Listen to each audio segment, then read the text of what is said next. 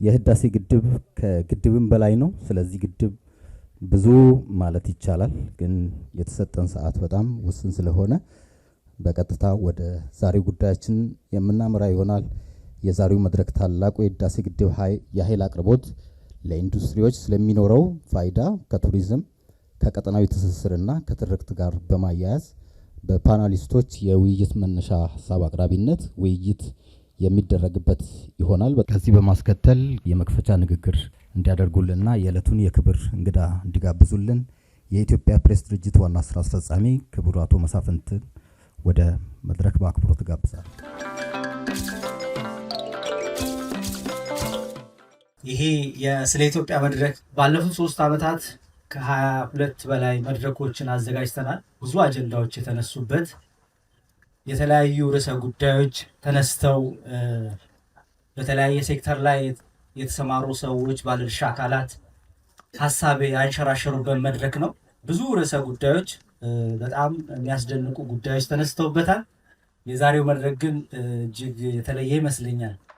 ያው ህዳሴ ላይ ስለተገናኘንም ሊሆን ይችላል ከነግዝፈቱ፣ እንዲሁም ደግሞ በጣም የተባ አንደበት በጣም እድሜ ጠገብ ልምድ ያላቸው ሰዎችም ለህዳሴ ግድብ ብዙ የተሟገቱ አካላትም ስለተገኙበት ሊሆን ይችላል። እጅግ በጣም ልዩ ነው። የዛሬው ርዕሰ ጉዳይ ህዳሴ ለኢትዮጵያ ማንሰራራት የሚል ነው። ብዙዎች ከዛ በኋላ አንሰራርተዋል ተማሪዎች። አሁን ደግሞ ለኢትዮጵያ ህዳሴ እንዴት አድርጎ ለማንሰራራቱ ይሆናል፣ እንዴት ጉልበት ይሆናታል፣ እንዴት የዲፕሎማሲ አቅም ይሆናታል። እንግዲህ ብዙ ነገር ወስዶ ከፈረጠመ በደንብ መከታ መሆን አለበት። ያንን በመድረኩ ላይ የምንሰማው ይሆናል።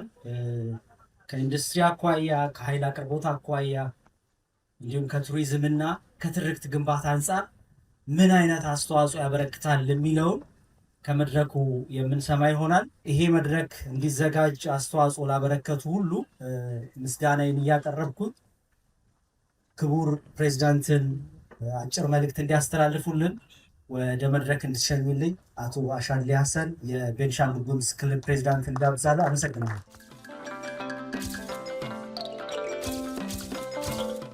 እንዴት አደራችሁ?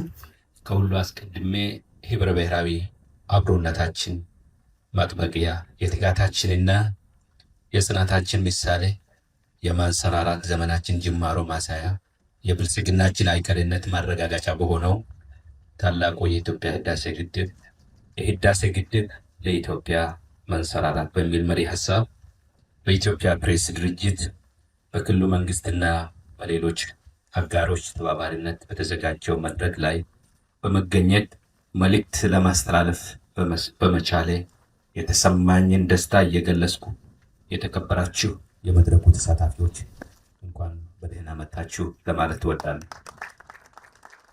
የምንገኝበት ከባቢያዊና ሀገራዊ ሁኔታ በበርካታ ውጫዊና ውስጣዊ ፈተናዎች የተወጠረ ቢሆንም በክቡር ጠቅላይ ሚኒስትራችንና በመንግስታቸው ድንቅ አመራር ፈተናዎችን ሁሉ በድል እያለፍን ዓለምን ያስደመመው ጉልህ ታሪካዊ ድሎች በማስመዝገብ ላይ እንገኛለን። በዚህ ረገድ በርካታ ፕሮጀክቶችና ኢኒሼቲቮች ለመጥቀስ የሚቻል ቢሆንም ይህ ዛሬ በጋራ የተሰባሰብንበት ታላቁ የህዳሴ ግድባችን ብቻውን የታሪካዊ ድሎቻችን ጉልህ ማረጋገጫ ይሆናል። በአዲስ ዓመት ዋዜማ ለትውልድ የተበረከተው ይህ ታላቅና ታሪካዊ ገጸ በረከት እኛ ኢትዮጵያውያን በችግሮችና በፈተናዎች ሳንንበረከክ ይልቁንም በእልህና በቁጭት ለበለጠ ድል በጋራ የምንቆም መሆናችን ለዓለም ህዝብ ያረጋገጥንበት የመደመራችን የመትጋታችንና የመጽናታችን ምልክት በአባይ ጉዳይ ከታሪክ ሰምነት ወደ ታሪክ ሰሪነት የመሻገራችን ተአምርት ከመሆኑም በላይ ክቡር ጠቅላይ ሚኒስትራችን በግድቡ ምረቃ ወቅት እንዳሉት በርካታ ውስጣዊና ውጫዊ ተግዳሮቶቻችን ተቋቁሞ በራስ አቅም ታላላቅ ፕሮጀክቶችን መፈጸም እንደሚቻል ለኛ ለኢትዮጵያውያን ብቻ ሳይሆን ለአፍሪካውያንን ወንድሞቻችን ጭምር ያሳየ የምስራቅ አፍሪካን የጂኦፖለቲካል ትርክትን የቀየረ አዲስ የታሪክ ጥፋት ነው። በመሆኑ የኢትዮጵያ ፕሬስ ድርጅት ይህን የውይይት መድረክ በዚህ ስፍራ መዘጋጀቱ በራሱ በእጅጉ የሚያስመሰግነው በመሆኑ በራሴና በክልሉ መንግስት ከፍ ያለ ምስጋና አቀርባለሁ። ሁላችሁም እንደምታውቁት የግድቡን ግንባታ ከተጀመረበት ከመጋቢት 24 ቀን 2003 ዓ.ም ጀምሮ የተለያዩ ፈተናዎች፣ እጅግ አስቸጋሪ ውጣ ውረዶችና ውስብስብ ዲፕሎማሲያዊ ሂደቶችን አልፏል። በአንድ በኩል የሀገራችን እድገትና ለውጥ የማይዋጥላቸው ታሪካዊ ጠላቶቻችን ለግድቡ ግንባታ የሚሆን ብድርና ድጋፍ እንዳናገኝ ይፈጥሩት የነበረው ዲፕሎማሲያዊ ጫና፣ በሌላ በኩል ደግሞ ለእነዚህ ታሪካዊ ጠላቶቻችን ጉዳይ አስፈጻሚ ሆኖ የሚያገለግሉ የውስጥ ተላላኪዎች የግንባታ ሂደቱን ለማደናቀፍ ይፈጸሙት የነበረውን ጥቃትና ያደርሱት የነበረው ጫና ፈጽሞ የሚዘነጋ አይደለም። ሆኖም በፈተናዎች ውስጥ ማለፍን፣ ለችግሮች እጅ ሳይሰጡ በእልህና በቁጭት የበለጠ መበረታታትን፣ ፈተናዎችና ችግሮች ተጋፍጦ የማለፍ ጽናትን እንጂ ተስፋን የመቁረጥ በማናውቀው ኢትዮጵያውያን የተባበረ ክንድና ብርቱ ጥረት ግንባታውን በስኬት በማጠናቀቅ በተለየ ድምቀትና የሀገራችን ከፍታ በሚመጥን ሁነት በጉባ ተራሮች መሃል በይፋ በመመረቅ እነሆ ዛሬ በጋራ ተሰባስበን ስለሱና ስለ ትሩፋቶቹ በጋራ ለመምከር በቅተናል። እንኳን ደስ አላችሁ፣ እንኳን ደስ አለን ለማለት ነው።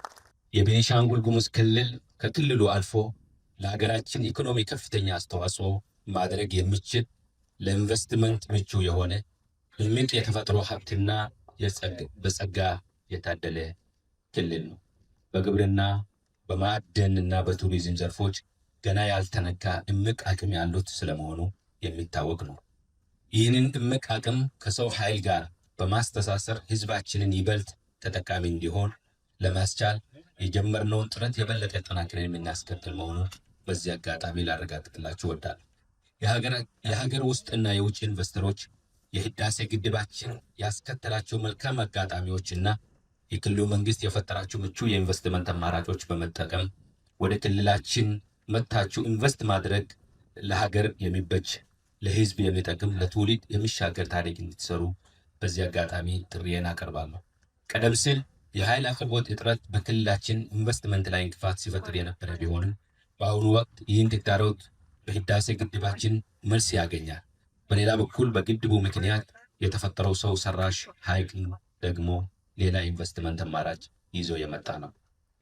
ሐይቁ ለጀልባ ጉዞ አገልግሎት፣ ለውሃ ላይ ስፖርቶችና አሳ ለማጥመድ እንዲሁም ሪዞርቶችን በመገንባት ለቱሪስት የመዝናኛ አማራጮችን በማቅረብ ለኢንቨስተሮችም አዋጪ የስራ ዘርፍና ለወጣቶች የስራ ዕድል መፍጠር የሚችል አቅም ያለው ነው። የተከበራችሁ የመድረኩ ተሳታፊዎች፣ የኢትዮጵያ የፕሬስ ድርጅትና አጋሮቹ ይህንን የፓናል ውይይት ሲያዘጋጁ በዋናነት ሁለት ግቦች እንዲያሳኩ እተማመናለሁ። አንደኛው አካባቢውን የቱሪስት ማዳረሻ እንዲሆን የማስተዋወቅ ሲሆን፣ ሁለተኛው ደግሞ ለኢትዮጵያ የማንሰራራት የሚበጁ ሀሳቦች ከፓናሉ ተሳታፊዎች እንደሚመነጭ የሚያደርግ ነው። በመጨረሻም የህዳሴ ግድባችን ለኢትዮጵያ ማንሰራራት በሚል መሪ ሀሳብ የተዘጋጀው የፓናል ውይይት በይፋ የተከፈተ መሆኑን አበስራለሁ። አመሰግናለሁ።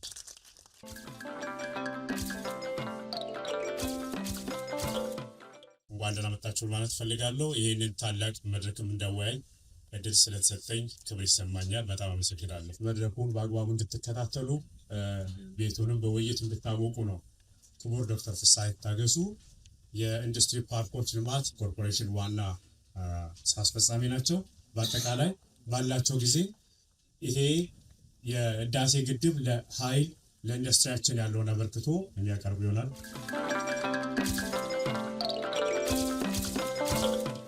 እንደምታውቁት የሀገራችን ኢኮኖሚ ባለፉት 20 ዓመታት በተከታታይ ሲያድግ ነው የቆየው። በተለይ ደግሞ ባለፉት 7 ዓመታት ከ700 በላይ የጂዲፒ ሪል ጂዲፒ ግሮስ አለ በሀገራችን። ይሄ እድገት በአብዛኛው የመጣው የማህበራዊና የፊዚካል መሰረተ ልማቶች በማስፋፋት ከዛ ውስጥ የኃይል መሰረተ ልማቶች ግድቦች ትልቅ ድርሻ አላቸው። ስለዚህ የኃይል መሰረተ ልማት ባስፋፋ ነው ልክ የኢኮኖሚ መሰረተ ልማት ላይ የሚደረግ ኢንቨስትመንት በቀጣይ በተለይ ደግሞ በግብርናና በኢንዱስትሪ ዘርፍ እድገትን ያፋጥናል በሚል ነው። መሰረታዊ የሆኑ የመንገድ፣ የኤሌክትሪክ፣ የቴሌኮም እነዚህን የመሳሰሉ የትራንስፖርት መሰረተ ልማቶች ላይ መንግስት በከፍተኛ ሀብት አውጥቶ ማስፋፋቶችን ሲያደርግ በቀጣይ ይሄ ቢግ ፑሽ ኢንዱስትሪውን፣ ግብርናውን እድገት ያፋጥናል በሚል እሳቤ ነው እንደዚህ አይነት ማስፋፋዮች ሲደረጉ የነበረው እና የኢትዮጵያ ኢንዱስትሪ ከዛ አንጻር ምንድን ላይ ነው ያለው ብለን ካሰብን ትርጉም ያለው የኢንዱስትሪ ልማት በኢትዮጵያ ውስጥ ገና ይቀራል። በተለይ ደግሞ የማኑፋክቸሪንግ ዘርፍ እድገት አሁንም ከአጠቃላይ የሀገራዊ ምርት ውስጥ ከ5-6 በመቶ በላይ አልተሻቀረም ድርሻው። ስለዚህ በኃይል መሰረተ ልማት ላይ ያደረግነው መስፋፋት በኢንዱስትሪ ላይ ትርጉም ያለው ለውጥ እንዲያመጣ ይጠበቃል። አሁን ያለውን እንግዲህ ወደ 10,000 ሜጋዋት አካባቢ እንደርሳለን። አሁን ህዳሴ ግድብ ሙሉ በሙሉ ወደ ልማት ሲገባ የኢትዮጵያ በሚቀጥለው 10 ዓመት ሚድል ኢንካም ውስጥ ስንገባ በቪዥኑ በተቀመጠው ምን ያህል ፓወር ያስፈልገናል የሚለውን ስናይ አሁን ያለው ኃይል በቂ አይደለም። ለምሳሌ ግብጽ በአሁኑ ሰዓት ወደ 60,000 ሜጋዋት የሚሆን ኃይል ታመነጫለች። የሎወር ሚድል ኢንካም ውስጥ ያለች ሀገር ነች። የኛ ሚድል ኢንካም ውስጥ ስንገባ እስከ 100,000 ሜጋዋት ፓወር ያስፈልጋል። ይህንን አሁን ያለው መሰረተ ልማት ያንን ኢንዱስትሪያላይዜሽን የሚሸከም መሆን አለበት። ስለዚህ ብዙ ህዳሴ ግድቦች የፀሐይ፣ የዊንድ፣ የሃይድሮ ፓወር አሁን ደግሞ ተጨምሮ የኒውክሌር ፓወርም ያስፈልገናል። ከኃይል ውጪ ኢንዱስትሪ ልማት ኢንዱስትሪያላይዜሽን ሊታሰብ አይደለም። ኢንዱስትሪ ሲባል የምንለብሰው ልብስ፣ የምንመገበው ምግብ፣ የምንገለገልባቸው መንቀሳቀሻ ቴክኖሎጂዎች፣ ትራንስፖርት ቴክኖሎጂዎች በሙሉ በኢንዱስትሪ ልማት ውስጥ ነው የሚገኙት። ይህንን ኢንዱስትሪ ለማልማት እያንዳንዱ ማሽን፣ እያንዳንዱ የኢንዱስትሪ ኢኩፕመንት ፋሲሊቲ ኃይል ይፈልጋል። ኃይሉ ደግሞ አንዴ ብቻ ሳይሆን ረጅም ሰዓት ኃይል ይፈልጋል። አንዳንዴ በሁለት ሽፍት ይሰራል። ኮንቲኒየስ የሆነ ሪላያብል የሆነ ፓወር ኤሌክትሪሲቲ ለኢንዱስትሪዎች ያስፈልጋል። እዚህ ላይ ምሳሌ መጥቀስ ፈልጋለሁ። ባለፉት 20 ዓመታት በተለይ ደግሞ የኢንዱስትሪ ፓርኮች ከተስፋፉ በኋላ በአብዛኛው አትራክት ያደረግናቸው ኢንቨስትመንቶች ላይት ማኑፋክቸሪንግ ናቸው። ቴክስታይል፣ ጋርመንት፣ ሌዘር፣ አግሮ ፕሮሰሲንግ ናቸው።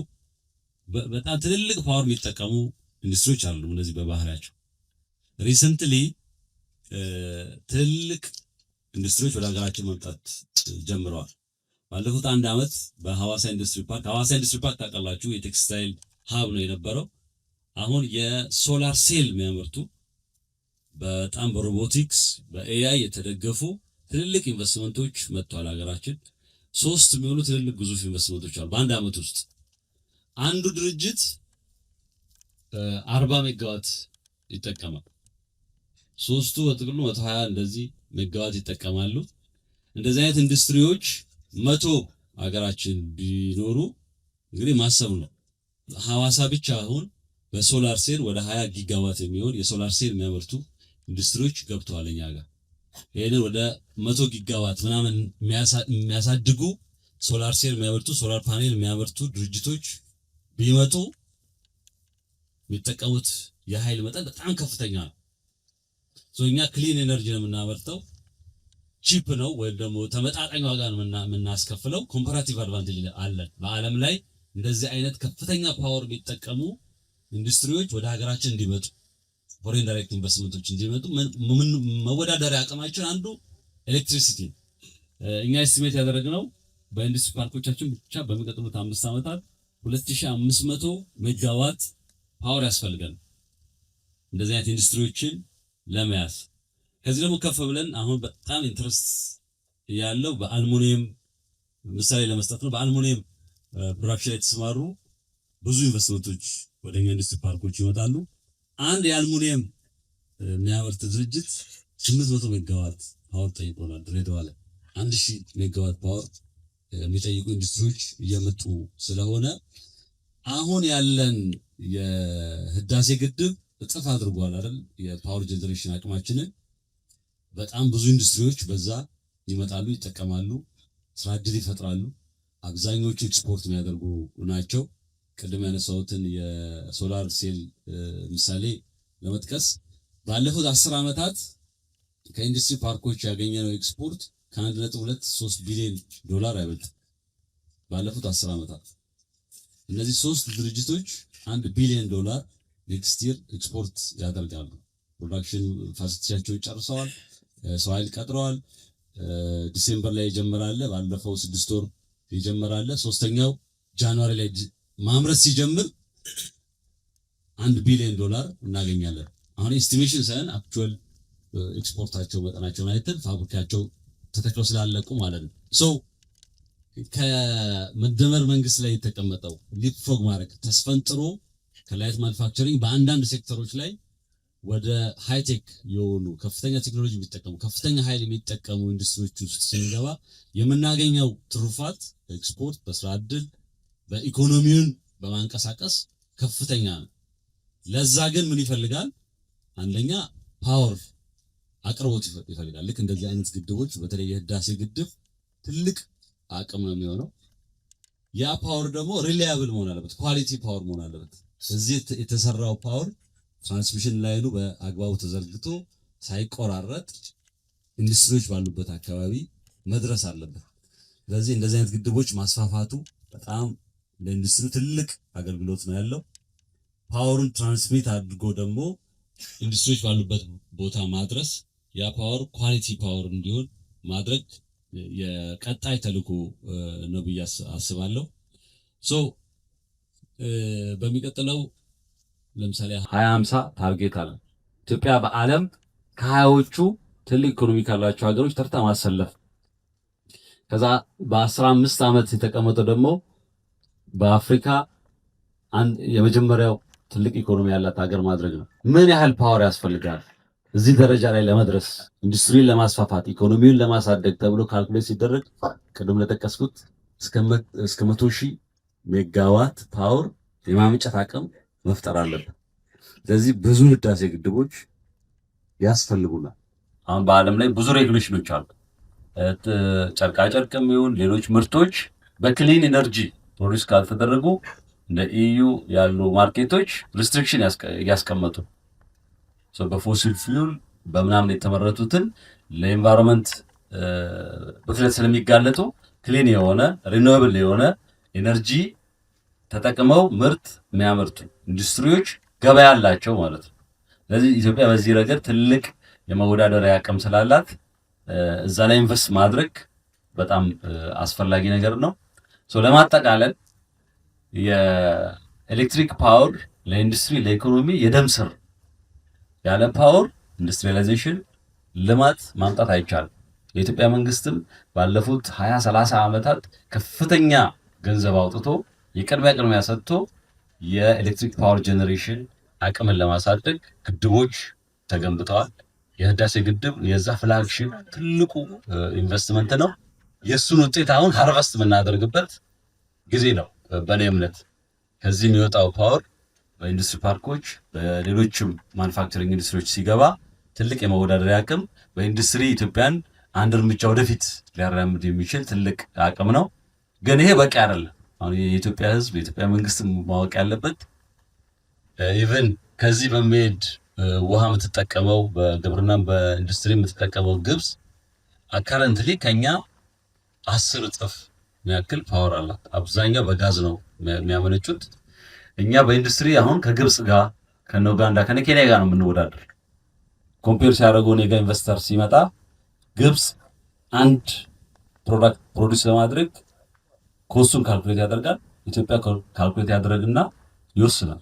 ትልቁ በአፍሪካ ውስጥ የኢትዮጵያ ማኑፋክቸሪንግ ሀብ ለመሆን በምናደርገው ጥረት ትልቁ ኮምፒቲሽን ያለብን ከግብጽ ነው። በውሃው ብቻ በግድቡ ብቻ እንዳይመስላችሁ። በፓወርም ተሽለን ኮምፒት የምናደርገው በሱ ስለሆነ ፕሮዲስ ማድረግ አለብን ለማለት ነው። ፓወር ግን ለኢኮኖሚ ለኢንዱስትሪ ልማት የደም ስር ነው የሚለውን ለማንሳት ነው። አመሰግናለሁ።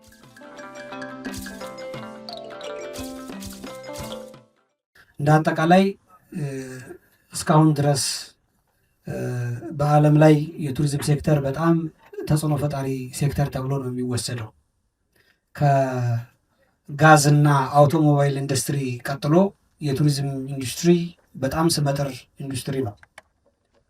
በዓለም ላይ 10% ለሚሆን የስራ ዕድል ፈጠራ፣ 10% ለሚሆን የሀገር ውስጥ ምርት ወይም ጂዲፒ፣ እስከ 30% የሚሆን ደግሞ የሰርቪስ ኤክስፖርት ትልቅ አስተዋጽኦ እያበረከተ ያለ ጠንካራ የቱሪዝም ኢንዱስትሪ አለ ማለት ነው በዓለም ላይ።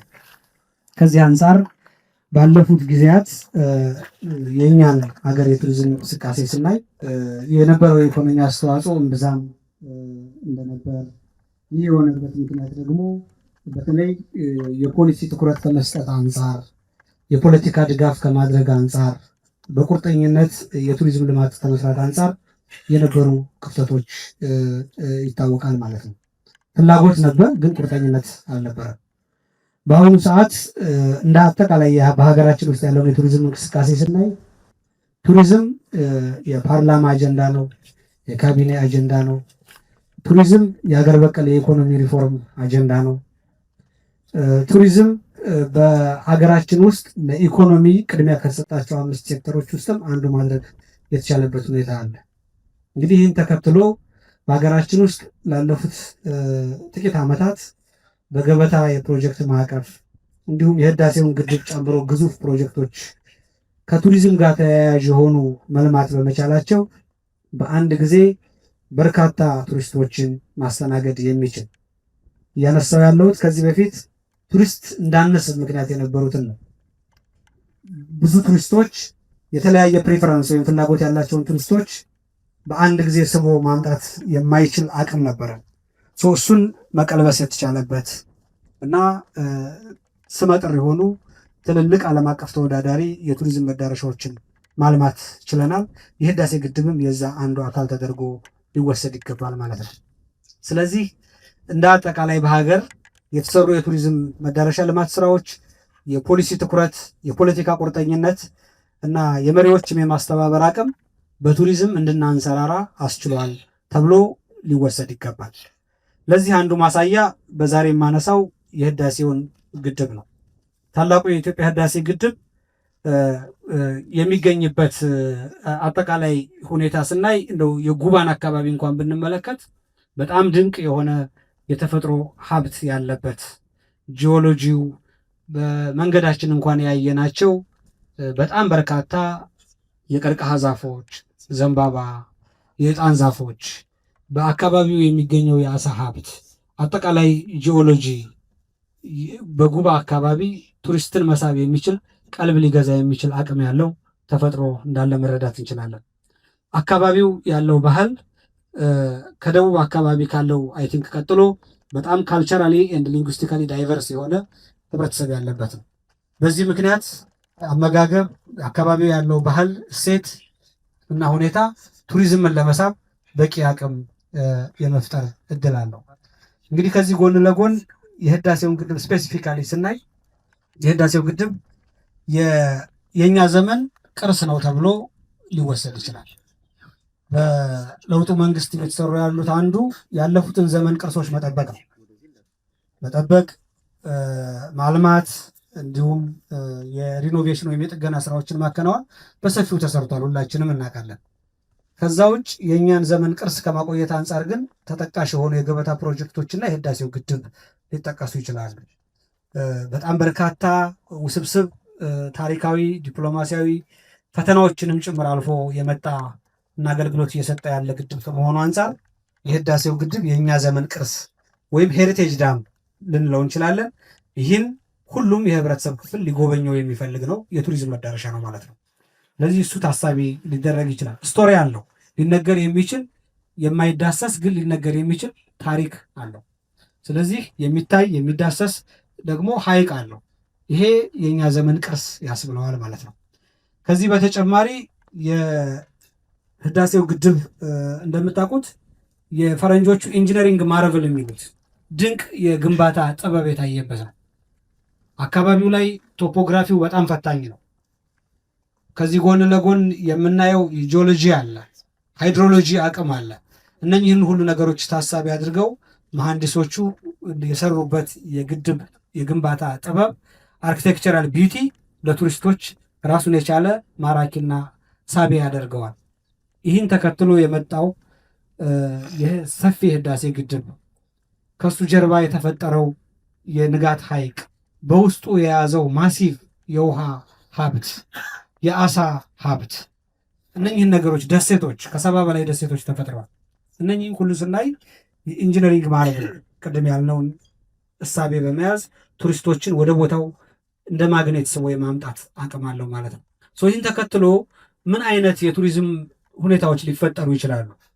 እንግዲህ በዓለም ላይ ያሉ የቱሪዝም አይነቶች ይታወቃሉ እና በዚህ አካባቢ ምን አይነት የቱሪዝም እንቅስቃሴ ነው ሊፈጠር የሚችለው ካል አንዱ ሁላችንም የምናምንበት የአገር ውስጥና የዲያስፖራ ቱሪዝም ለመሳብ ከፍተኛ አቅም አለው ማለት ነው። ሁሉም ኢትዮጵያዊ እንደ ልጁ ተንከባክቦ እዚህ ያደረሰው በመንግስት በህዝብ ትብብር በዲያስፖራ ትብብር እዚህ የደረሰ ግድብ ከመሆኑ አንጻር ለዲያስፖራ ቱሪዝም ለሀገር ውስጥ ቱሪዝም የሁሉም ህብረተሰብ ክፍል አሻራ ያለበት ከመሆኑ አንጻር የጋራ ይሄ የወል ቤት ወለሉን ጣራውም በጋራ የገነባ ነው ቤት ከመሆኑ አንጻር ሁሉም ኢትዮጵያውያን መጥተው ሊጎበኙት ይፈልጋሉ ማለት ነው። እያነሳን ያለ ነው አሁን ዓለም ላይ ተጽዕኖ ፈጣሪ የሚባሉ የቱሪዝም ደሴቶች አሉ። እንደ ፊጂ አይላንድ፣ ማዮርካ ስፔን እና ሌሎች እንደ ወተርፎሎች ደግሞ እንደ ቪክቶሪያ፣ ሴይሸልስ እነኝህን ልንጠቅስ እንችላለን።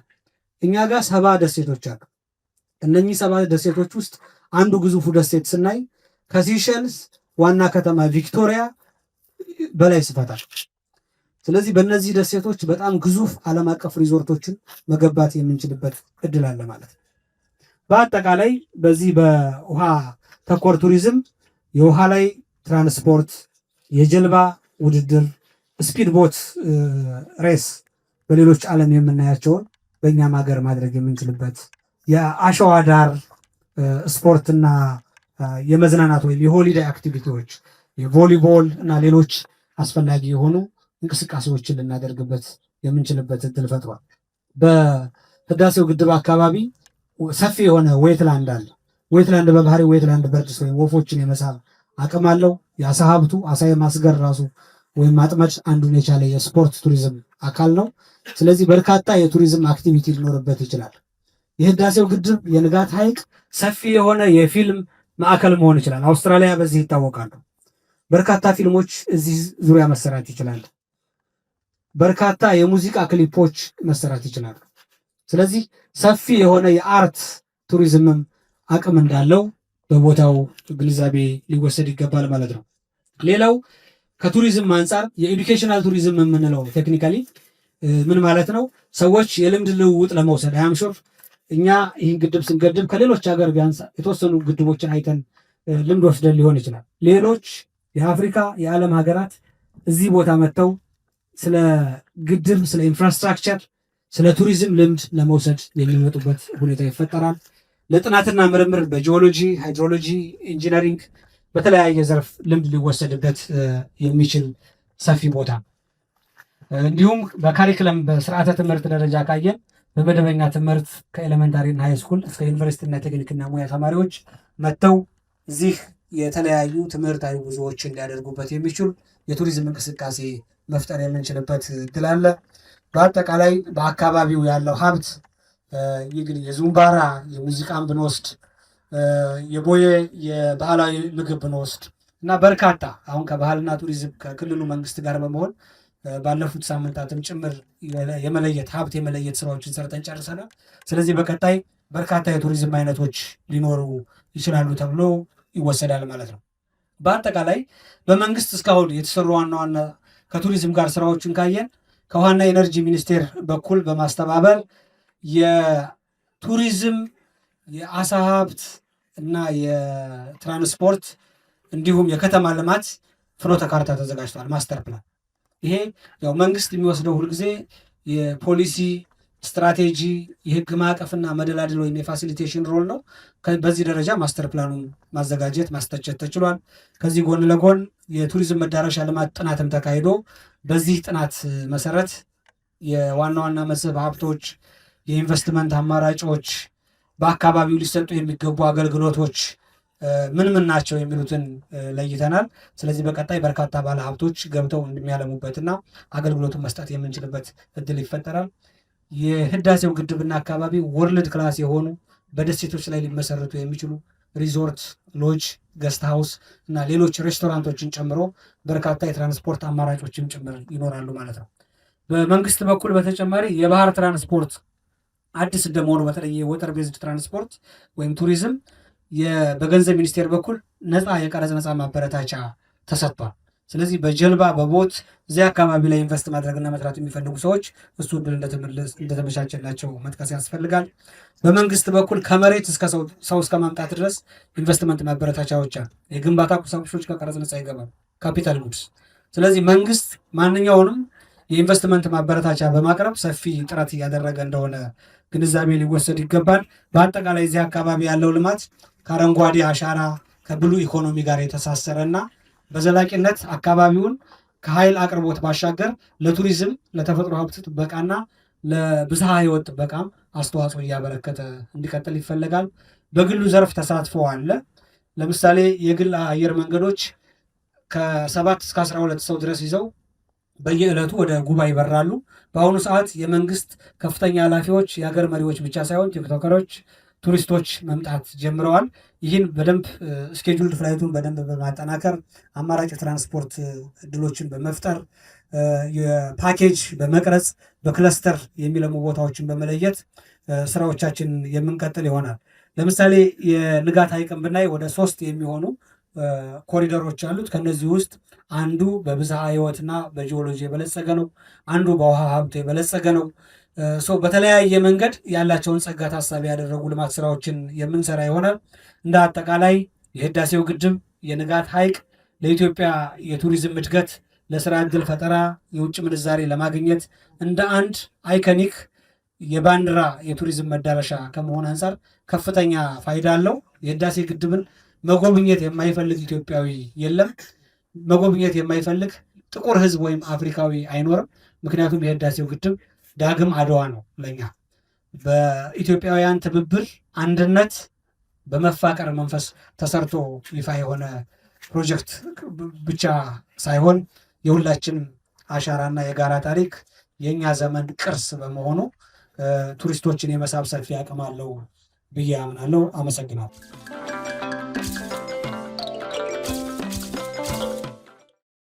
ቅድሚያ ወደ ታላቁ ህዳሴ ግድብ እኔም እንኳን በሰላም መጣችሁ ማለት ትፈልጋለሁ። ዶክተር ፍስሐ ያው የኢነርጂ አስፈላጊነት ሁላችንም የምናውቀው ጉዳይ ነው። የልብ ትርታ ደም ብሏል ዶክተር ፍስሐ። እኔ ደግሞ ልብ ላለሁ። ካለ ኢነርጂ ከሌለ ሰው መንቀሳቀስ አይችልም። ልብ ካልሰራ ደግሞ ሰው እንደፈለገው ሊኖር አይችልም፣ ሊንቀሳቀስም አይችልም። ስለዚህ ኢነርጂ ለሁሉም ነገር ኢኔብለር ነው። ወደኋላ ትንሽ ብዙ ዓመታት ሄደን ብናይ የሰው ልጅ ኢነርጂን ለመፍጠር በርካታ ሙከራዎችን አድርጎ ነው እሳትን መፍጠር የጀመረው። ከእሳት ነው ወደ ማሽኖች እየፈጠረ አሁን ላይ ዘመናዊ የሆነውን ኤሌክትሪክ ከተለያዩ የኢነርጂ አማራጮች በማመንጨት ህይወታችንን በጣም በቀላሉ በምቾት እንድንኖር እያደረገ ያለው። ስለዚህ የኢነርጂ አስፈላጊነት ኢንዱስትሪውን ወይም ደግሞ ሌሎቹን ነገር ትተን ለሰው ልጅ ጤንነትና ምቾት መሰረታዊ ግብዓት መሆኑን ሁላችንም የምናውቀው ነው። በአጠቃላይ የኢትዮጵያ በታሪክ እንደምንሰማው የመጀመሪያውን ኤሌክትሪክ መጠቀም የጀመረችው በሚኒልክ ዘመን ነው። የዛኔ ከዲዝል ኤሌክትሪክ ኃይል በማመንጨት ቤተመንግስት አካባቢ የነበረውን ለጥቂት በወቅቱ አስተዳደር ወይም ኃላፊ ለሆኑት ኤሌክትሪክ እንዲያገኙ ተደርጎ የነበረው ግራጁዋሊ እያደገ እየሰፋ የመጀመሪያውን ግድብ አባ ሳሙኤል የኃይል ማመንጫ አቃቂ ወንዝ ላይ አዲስ አበባ አካባቢ የተገነባው በ1930ዎች አካባቢ ነው። ከሱ ነው እያደግን ግራጁዋሊ እያደግን ብዙ ግድቦችን እየሰራን አሁን ላይ የአፍሪካን ትልቁን ግድብ ትልቁን የኃይል ማመንጫ የታላቁ የኢትዮጵያ ህዳሴ ግድብን መገንባትና መጨረስ እሱንም መጠቀም ችለናል። ስለዚህ እንዴት እያደገ እንደመጣም በሀገራችን በዓለምም እንደዛው ነው። አሁን ላይ በርካታ የኢነርጂ ሶርሶች እንዳሉ ይታወቃል። ከውሃ፣ ከንፋስ፣ ከፀሐይ፣ ኒውክሌር፣ ከጋዝ እያለ ከድንጋይ ከሰል ከብዙ የኢነርጂ ሶርሶች ኢነርጂ የተመረተ ነው። በዓለም ላይ አደጉ የሚባሉት ሀገሮች እነ አሜሪካ፣ አውሮፓ፣ እነ ቻይና አሁን ላይ ከፍተኛውን ኢነርጂ እያመነጩና እየተጠቀሙ ነው ያሉት። ስለዚህ ለአንድ ሀገር የኢኮኖሚ እድገት ዋናው ኢኔብለር ኢነርጂ በቂ አስተማማኝ የሆነ ኃይል ማመንጨት ሲቻል ነው። እሱ በሌለበት እድገት ወይም ብልጽግና የሚታሰብ አይደለም።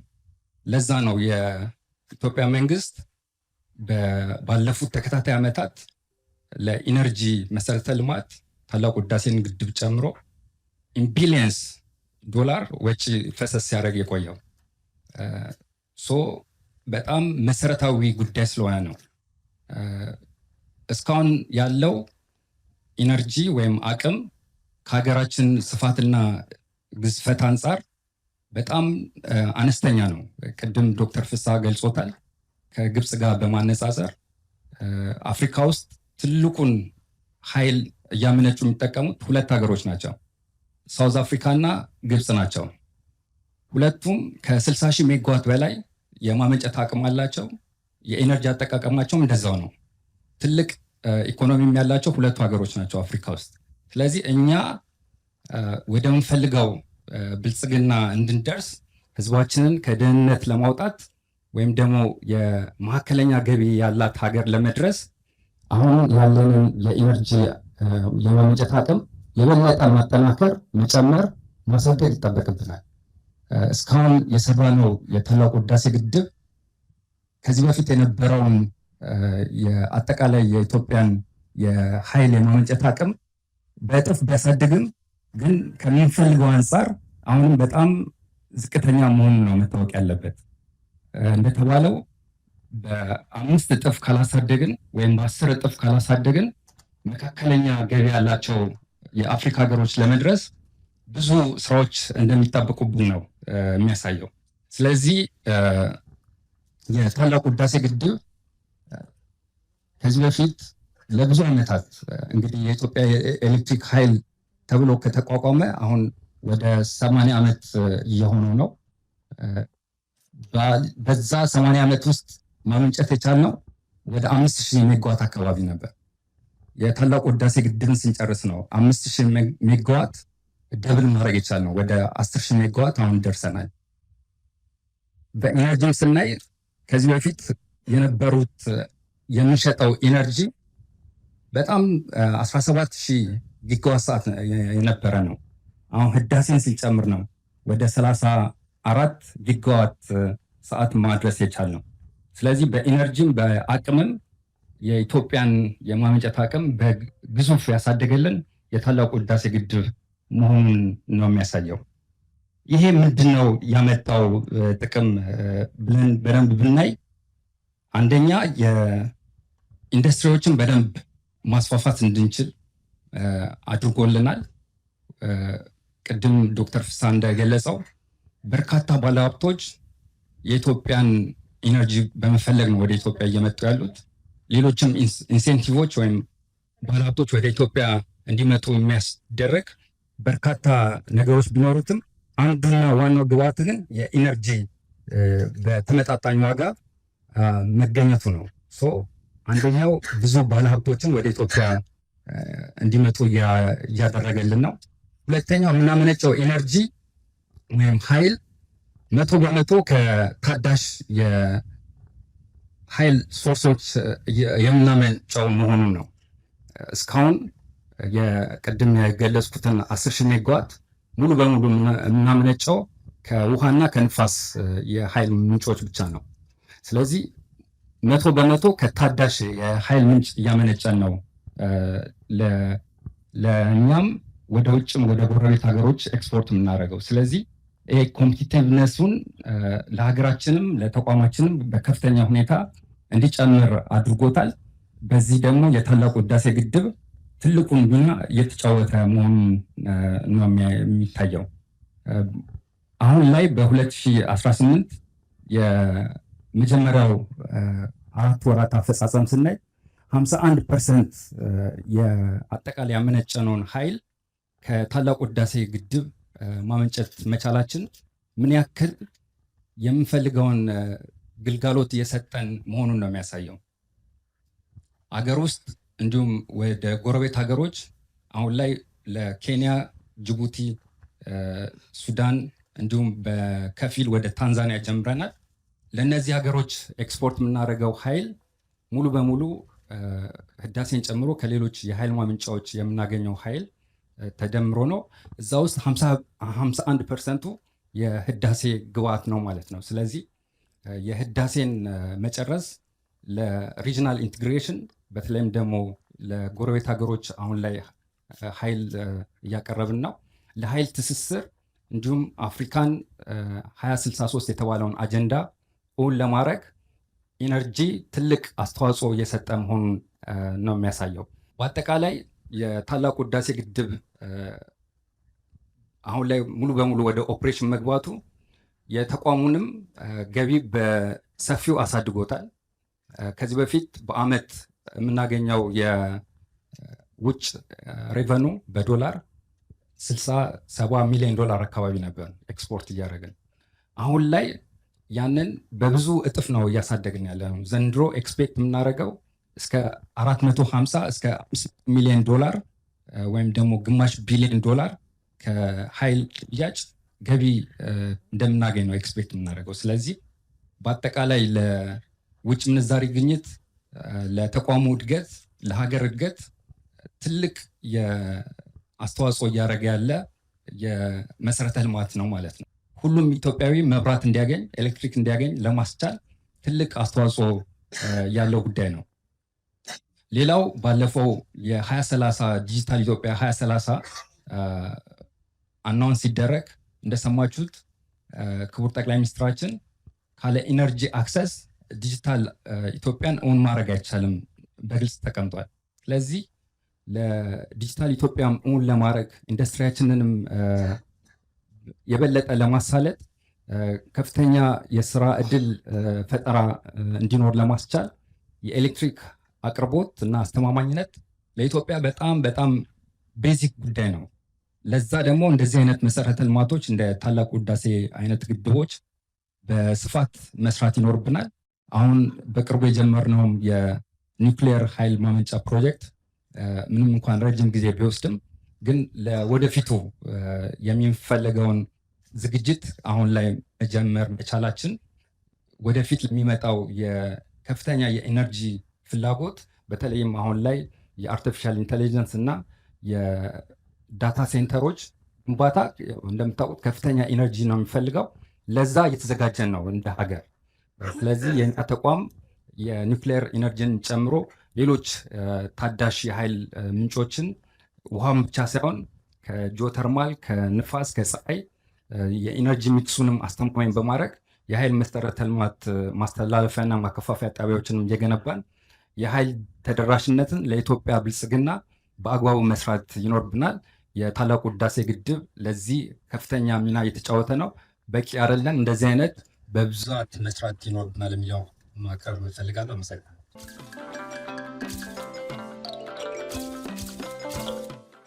እንደምን አረፈዳችሁ። አመሰግናለሁ። እንኳን ተገናኘን። ሁሉም የኢትዮጵያ አካባቢ ስለ ኢትዮጵያ ለመወያየት ምቹ ቢሆንም ምን የተሳሰርን የተጋመድን በኢትዮጵያ ጉዳይ ሁሉም አካባቢ ተመሳሳይ ሀሳብ ተመሳሳይ ነገር መናገር የሚያስችል ደምም ልብም አቅምም ያለው ቢሆንም በህዳሴ ቦታ ላይ ስለ ኢትዮጵያ ማውራት ከበለጠ ከፍ ባለ ቦታ ከፍ ስላለችው ሀገር ለመነጋገር ፈጣሪ ረድቶን ጀምረን ጨርሰን እንዲሁ ተደምረን አምረን ስለተገናኘን እንኳን በሰላም ተገናኘን ማለት ፈልጋለሁ። ሁለተኛ ቀደም ስለ ኃይል ተወርቷል፣ ስለ ኤሌክትሪክ ኃይል ተወርቷል፣ ስለ አቅም ተወርቷል። አሁን ደግሞ ስለ ኢትዮጵያዊ ኃይል፣ ስለ መደመር ኃይል፣ ስለ አብሮነት ኃይል፣ ስለ ነገ መጻኢ እድል ተመሳሳይ አቋም የመያዝና በሀገር ያለንን እምነት ስንደመር ደግሞ አቅማችን ስናስተባብር ምን እናረጋለን፣ ነገን ስናም መሪን ስናም ሀገርን ስናምን ምን እንሰራለን የሚለውን እንደ ሀገር ያመጣውን ትርክት ከፍ ሲልም ደግሞ ልክ እንደ ቅድመ አያቶቻችን አድዋ ላይ የኢትዮጵያን ባንዲራ ከፍ የሚያደርጉ እና ያደረጉ አያቶቻችን ሁሉ እንደሰሩት ሁሉ አሁንም አፍሪካውያን ጥቁር ዘር እንዴት ከፍ እያደረገን እያስተሳሰረን እንዳለ ህዳሴ ግድባችንን እናያለን ማለት ነው። በመጀመሪያ የህዳሴ ግድብ ማስተሳሰር ማለት ዛሬ እዚህ ጋር ያለ ነው ማለት ነው። እዚህ ጋር ከፊት ለፊቴ የማየው ምሁራን አሉ፣ የተለያዩ የፖለቲካ አስተሳሰብ ላይ ነገር ግን በኢትዮጵያ ላይ አንድነት አቋም ያላቸው ኃይሎች አሉ፣ የሃይማኖት አባቶች አሉ፣ ሁሉም ብሔር ብሔረሰቦች አሉ። በሚዲያ ከተለያየ ከኢትዮጵያ የምንነጋገርበት ቋንቋዎች ሌላው ዓለም በሚያዳምጥበት ኢትዮጵያ ብቻ ሆና ሌላ ነገር ሳይደመርባት የሚታገሉ የኪነ ጥበብ ባለሙያዎች አሉ። ማንም ሳይላቸው ለሀገራቸው እያቀነቀኑ ያሉ እያለቀሱ እያስለቀሱን ያሉ ሁሉም ኢትዮጵያውያን እዚህ ውስጥ አሉና ከዚህ በላይ የጋራ ትርክት የለም። ከዚህ በላይ የጋራ ስሜት የለም። ከዚህ ጋር ላይ የጋራ ልፋት የለም። ቅድም ስጋዋ እንዳየነው ህዳሴ ግድብ ያስተሳስረን የሚያስተሳስረን ወደፊትም የሚያስተሳስረን ነው። መግቢያችን ላይ ቅድም እንዳየነው ደማችን፣ ላባችን፣ ሁሉ ጠብታችን አምነን ተማምነን በአንድ ቋት አስገብተን ገንዘባችን ከዳር እስከ ዳር ከሰሜን ኢሮብ እስከ ደቡብ ዳሰነች፣ ከምስራቅ ሐረሩ፣ አፋሩ፣ ሶማሌው፣ ቤንሻንጉሉ፣ ማኦኮሞ፣ ስልጤው፣ ጉራጌው፣ ኦሮሞ፣ አማራው በአንድ ቋት አምኖ የትም ሄድብኛል ብሎ ሳይሆን ኢትዮጵያነትን አምኖ የገነባው ያስተሳሰረን ታላቅ ቦታ ነው የተገናኘ ነውና በእውነትም ህዳሴ ግድብ የትርክታችን ማጠንጠኛ፣ የነጋችን ተስፋ፣ የነገ ውላችን ማስተሳሰሪያ ቦታ ነውና ህዳሴ ለኢትዮጵያዊነታችን ዳግም ውልደት ነው ብለን ስንል ዝም ብለን አይደለም። ሁሉም ብሔር ብሔረሰብ በአንዳንድ ጉዳዮች ላይ ልዩነት ቢኖረውም ግን በኢትዮጵያዊነት ላይ ልዩነት የለውም። የሚያሳምንና አሳማኝ የጋራ ህልም እስካሳየነው ድረስ እና እስካየ ድረስ ቢበላ ባይበላ እንደ ትምህርት ቤቱ ነፍሰ ጡሩ ሰራተኛው የቀን ሰራተኛው ለነገው ተስፋ አድርጎ አዋጥቶ የሰራው በመሆኑ የጋራ ትርክታችን ግንባታ ለኢትዮጵያውያን ኩራት፣ ኢትዮጵያን ደግሞ በተለየ መልኩ ለሚያዩ ደግሞ ጀግንነት የሚያሳይ ቦታ ነው የተገናኘ ነውና የትርክታችን እንዲሁ ምን ተነትነው ሳይሆን በህይወት እዚህ ያለን ባለፉት ሰራናቸው ስራ አድዋን መልሰን እንድናይ ያደረገን የትርክታችን ማስተሳሰሪያ ነው። አንደኛው ምንድነው ይሄ ብለን ማየት አለብን። ቀደም የተለያዩ የመብራት ኃይል ነው ያያነው። ስስ ኃይል የሚባል አለ፣ ሶፍት ፓወር። እነዚህ ህዝቦች እኛ ስንደመር ምን ማድረግ እንደምንችል ዓለም እንዲያይ እኛም እንድናይ ሀገራችንን ኮራ አድርጎናል። የተሳሰረ የተጋመደ የሚተነተንልን ነገር ትክክለኛ መሆኑ ከህዳሴው በላይ ትልቅ ውጤት የለም። አሁን እኛ ያለነው ቢያንስ በአውሮፕላን ከአንድ ሰዓት በላይ በረራ ነው የመጣ ሐረር ወይም ኢሮብ ወይም ትግራይ ወይ ደግሞ አማራ ክልል ወይ ደግሞ ዳሰነች ያለው ኢትዮጵያዊ ቤንሻንጉል ጉሙዝ ክልል ካለው የቤንሻንጉል ህዝብ የማያውቀው የተለያዩ ብሔር ብሔረሰቦች ህዝብ እምነት ከመፍጠርና የመተሳሰር አብሮነት በመሆኑ ኢትዮጵያን እዚሁ ካለው እህቱ ጋራ እዚህ ካለው ወንድሙ ጋራ አዋጥቶ ሲገነባ በህዝቦች መካከል ያለው ትስስርና አንድነት ትርክት አንድነት ማሳያ ነው ብሎ መውሰድ ይቻላል። ሁሉም የኢትዮጵያ አካባቢ የኔ ነው በላብና ደምና በመስዋዕትነት የገነባውት እህት ወንድሜ ነው ብሎ ከማመን የሚመነጭ ነው። ይህ ትስስር ማሳያ ነው። ሁለተኛው በኢትዮጵያ ታሪክ ውስጥ ብዙ ጊዜ በስቴት ሶሳይቲ በመንግስትና ህዝብ መካከል ላይ የመከተልና የማስከተል ጋፕ እንዳለ ይነገራል። ለብዙ ጊዜ እንደ ሀገር ጠንካራ ታሪክ ቢኖረንም የረጅም የፖለቲካ ታሪክ ቢኖረንም ህብረ ብሔራዊ አንድነትና ብዝሃነትን ከማስተዳደር አኳያ ጋፕ ነበር። ህዳሴው ግድብ ግን ይህን ቀርፏል። የህብረ ብሔራዊነት ማተም ነው። በስቴት ወይም በመንግስት ወይም በገቨርንመንት የማመን ማሳያ ነው። ይሄ ካለ ሀገር አለች ማለት ነው። ትልቅ የትስስር ማሳያ ነው። አብሮነት ማሳያ ነው። የፖለቲካ ስብራታችንን መጠቀም የሚያስችል መድህን ነው። በፖለቲካ ስርዓታችን ውስጥ የመተማመን ደፊሲት እጥረት አለ ለረጅም ጊዜ ማለት። ይሄ እየተቀረፈ መሆኑን ማሳያ ህዳሴ ነው። አምነን ተማምነን ነገን አምነን ህፃናቶች ሳይቀሩ መንግስት የትም አይወስደውም ይሄ ለኔ ነገ ይገነባል ብሎ ከማመን በላይ ትልቅ ስኬት የለም። ስለሆነም እንደ ሀገር በህዝቦቻችን መካከል በሀገረ መንግስት ምስረታ ውስጥ ውሃ ትልቅ ኃይል አለው። ስቴት ፎርሜሽን ላይ ብታዩ ውሃ ትልቅ ኃይል አለው። ብዙ የዓለም ስልጣኔዎች ውሃ አጠገብ ነው የተነሱት። አሁንም ህዳሴው ግድብ ለዘመኑ ውሃ ተመራማሪዎች ውሃ ኢትዮጵያና ኢትዮጵያውያን 130 ሚሊዮን ፕላስስ ያስተሳሰረ ድንቅ ትልቅ አቅም ነው። ሲገነባ ብቻ ሳይሆን ሲመረቅ የነበረውን ሀሴት አስታውሱ። ጀስት የተወሰኑ ወራት በፊት ሁሉም ሰው ደስ ነው ያለው ያለ ልዩነት። ልፋቴ፣ ተስፋዬ፣ ኢትዮጵያዬ እምባ እያነባ ማለት ነው። ይሄ ትልቅ የትርክት ማሳያ ነው። ትርክትን ነገ ሳይሆን እየኖር ነው፣ እየገነባ ነው፣ እያደስ ነው መሄዱን ማሳያ ትልቅ አቅም አድርጎ መውሰድ ይቻላል የሚል እምነት አለኝ። ሌላው ቀደም ከተማሪ እያነሳ ነበር ወንድሜ። እንዳጋጣሚ እኔ አሁን ካለውበት የኃላፊነት በተጨማሪ በአካዳሚክ ላይ ነው ቆየሁት እና የአንትሮፖሎጂ የሚባለው ከህዝብ ጋር ያገናኛል። ሁሉም ህዝብ ማለት ነው፣ ሁሉም ኢትዮጵያውያን በብዙ ነገር አንድ ሆነናል። እንደ አድዋ በመሰለ እንደ ህዳሴ ግድብ ግን ኢትዮጵያን ያነቃነቀ የተጀመረ ጊዜ መሰረት ድንጋይ የተጣለ ጊዜ በየጊዜው የነበሩ ፈተናዎቹን ያዋቸው። በእርግጥም በአንድም በሌላም መልኩ እንኳን አሁን የምናያቸው አንዳንድ ችግሮች ጭራቸውን ስትመዙ ከዚህ ጋር የሚያያዙ ናቸው። ትልቅ ስንሆን የማይፈልጉ ማለት ነው። እነሱ ስራቸውን ይቀጥሉ። እኛ ደግሞ ልካችን ትልቅነት ነው። ክብራችንና ማንነታችን ትልቅነት ነው። ከዚህ አኳያ ሁሉም የኢትዮጵያ ህዝቦች በሀገራቸው ካላቸው እምነት ቅድም እንደጠቀስኩት ለዚህ ከተነሱ ህዳሴ ግድብ በእውነትም የጋራ ትርክት፣ የጋራ ህልም፣ የጋራ ተስፋ መገንቢያ መሳሪያ ነው። እየገነባንም ያለ ነው። ምንድነው ዛሬ ያገናኘን? ምናልባት ከዚህ ያነሰ ርዕስ ቢሆን የተወሰነ ቡድን ነው ሊጠራ የሚችለው። ከዚህ ያነሰ ርዕስ ቢሆን የተወሰነ አካባቢ፣ የተወሰነ እምነት ሰው ነው ሊጠራ የሚችለው። ርዕሱ ያሰባሰበን ማያሳየው ምንድን ነው? ቦታው ያሰባሰበን ማሳያው ምንድን ነው? እውነትም የህዳሴ ግድብ እውነትም የንጋት ሐይቃችን በኢትዮጵያውያን አምነን ተማምነን ረጅም ርቀት እንድንመጣ ያደረገን የከፍታችን ከፍታ መሆኑን የትስስራችን ውላችን ማሳያ መሆኑን የሚያሳይ ነውና ለኔ በአብዛኛው የማህበራዊ ሳይንስ ምሁራን እንደሚያነሱ በአብዛኛው ኢትዮጵያውያን በተመሳሳይ ገጽ ላይ እንደምናምነው የህዳሴ ግድብ ትላንት የነበረን ታሪክ፣ ዛሬ ያለን አቅም፣ የነገ ተስፋችንን ትላንት ዛሬና ነገር የሚያሳስረን ትልቅ የትርክት መገንቢያና ማሳኪያ መሳሪያ አድርጎ መውሰድ ይቻላል። ሁለተኛው ከቀጠናዊ ትስስር አኳያ ቅድም ወንድሜ ጠቅሷል። የህዳሴ ግድብ በግንባታው ሰዓት መጥቼ ነበር። ከላይኛው ተፋሰስ አካባቢ ያሉ ሰዎች በርካታ የቀን ሰራተኞች ነበሩ። በስራውም ላይ አፍሪካን ያስተሳሰረ ነው። በኤነርጂው ብቻ አይደለም። አሁን ቅድም እንደተነገረን ናሽናል ግሪድ አለን። ከዚህ ስንልክ አዲስ አበባ ላይ ለሌላው የሀገራችን አካባቢ የሚያሰራጭ፣ ከዛ ጎን ለጎን የምስራቅ አፍሪካ የማሰራጫ ፑል ሁላ አለን። ቀጠናዊ ትስስር ነው ይሄ። አስመንበት አለምንበት፣ ገንዘቡ አይደለም።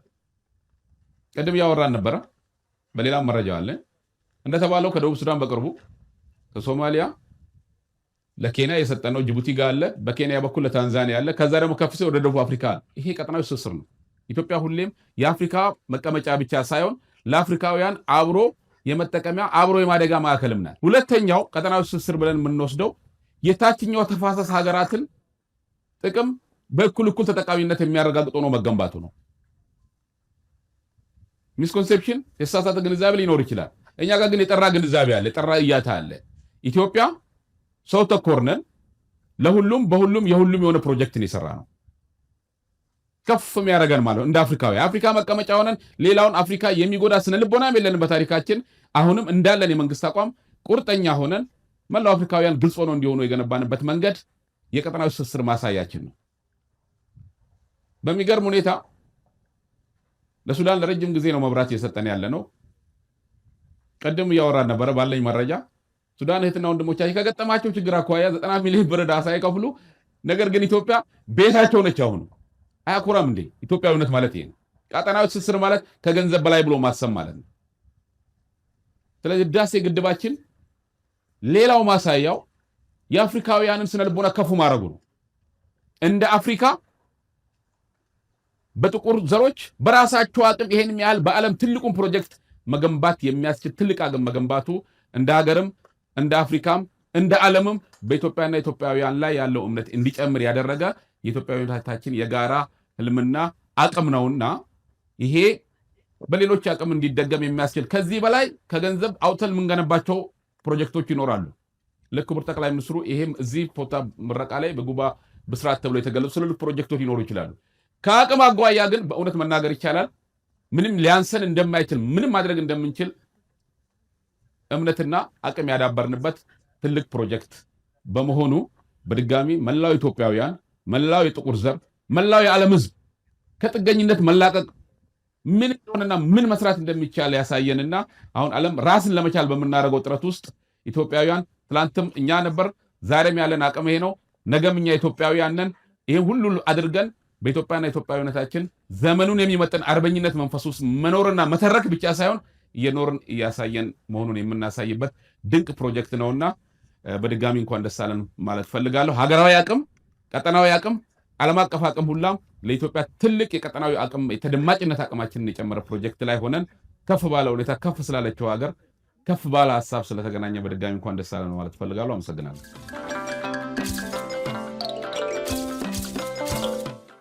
እንግዲያውስ ፓናሊስቶቻችን የመነሻ ሀሳባቸውን ጨርሰዋል። በመቀጠል ለቤቱ ነው እድል መስጠት ያለብን። ቅድም እንደተባለው 3 ደቂቃ ለእያንዳንዱ ጥያቄ ለሚያቀርብ ወይም ሀሳብ ለሚያበረክት ሰው እድል ይሰጠዋል።